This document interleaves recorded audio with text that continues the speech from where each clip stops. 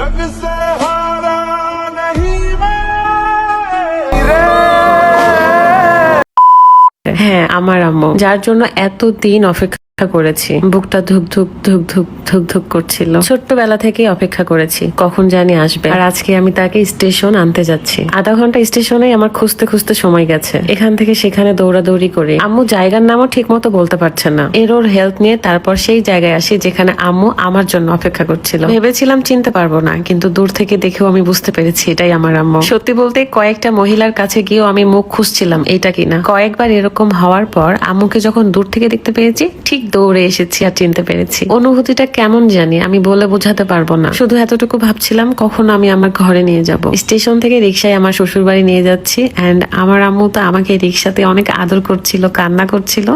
আমারও কান্না পেয়ে গেছে। জানি না কিসের কান্না, সুখের নাকি দুঃখের। ভেবেছিলাম আর কখনোই দেখা হবে না, হয়তো মৃত্যুর পর আম্মুকে দেখতে পাবো, কিন্তু আল্লাহ আমার কপালে এত সুখ রেখেছে আমার হারানো মাকেও আমার কাছে এনে দিল। জানি না কেন আল্লাহ আমাকে এতদিন অপেক্ষা করালো। নিজের মায়ের স্পর্শ একদমই অন্যরকম। এই অনুভূতি ফার্স্ট টাইম পেলাম, অনেক শান্তির, অনেক সুখে। আমার চুলে পর্যন্ত আম্মু চুমু খাচ্ছিল, মানে আমাকে যেন ছোট বাচ্চা মনে করেছে। বলছিল সে ছোট্টবেলায় তোমাকে রেখে গিয়েছিলাম, এখন তুমি কত বড় হয়ে গেছো। আমার কেমন জানি লাগছিল, আমার আনিজি নাকি ইজি আমি জানি না, শুধু শান্তি পাচ্ছিলাম এতটুকু বুঝতে পারছি। আমি সবসময় বলে এসেছিলাম আমার আম্মু নেই, আমি কখনো বলি নাই আমার আম্মু মারা গেছে। ছোটবেলাতেই আমাদের ছেড়ে চলে গিয়েছিল, এটাই বলেছি। কিভাবে আম্মুকে পেলাম ও এখন আমার কাছে, এই প্রথম সে তার মেয়ের গাড়িতে উঠেছে। জানি না বলে বোঝাতে পারবো না আমার কতটা ভালো লাগছে। পৃথিবীতে মায়ের কাছে যে শান্তি, এটা এতদিন ফিল করতে পারিনি। এখন আমার সবকিছুই যেন রঙিন মনে হচ্ছে, চলার পথটাও যেন সহজ হয়ে গেছে। আপনাদের অনেক অনেক প্রশ্ন যার উত্তর দিতে এসেছি।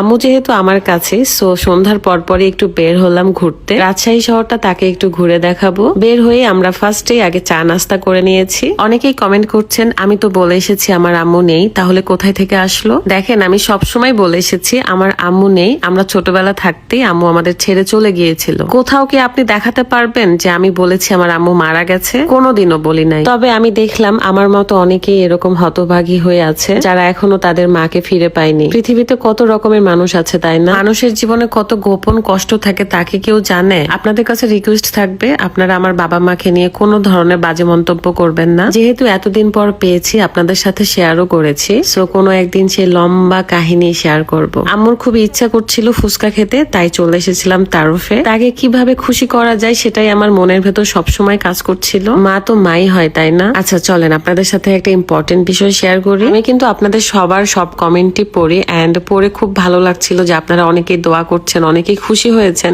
অনেকেই কান্না করে দিয়েছেন আমার মতো। আবার অনেকেই দুঃখ প্রকাশ করেছেন যে আপু আমি আজও অপেক্ষায় আছি কিন্তু পাই নাই। আল্লাহ আপনাদের ভালো রাখুক, আপনাদের হারানো মানুষটাকে ফিরিয়ে দিক। রাজশাহী তারফ রেস্টুরেন্টে আমরা অনেক ধরনের ফুচকা অর্ডার করেছিলাম, তাও আবার আম্মুর পছন্দের। দেখলাম যে তারফ রেস্টুরেন্টের সামনে মটকা ফালুদার একটা স্টল ছিল, যেখানে দেখে আমার লোভ লাগছে। ভাবলাম যে খুশির দিনে আম্মুকে মটকা ফালুদা খাওয়ানো যাক। তারা আমার খুব আপন, তার মধ্যে মালিহা আপু একজন। দেখতে খুবই সুন্দর লাগছিল আজকে। আপু তার মাকে পেয়েছে, খুশি হয়েন, কোনো ধরনের ব্যাড কমেন্ট করেন না। মনে করেন আপনাদের ফারহানা বিথি আপু তার মাকে পেয়েছে। দোয়া করবেন সবাই। আল্লাহ হাফেজ।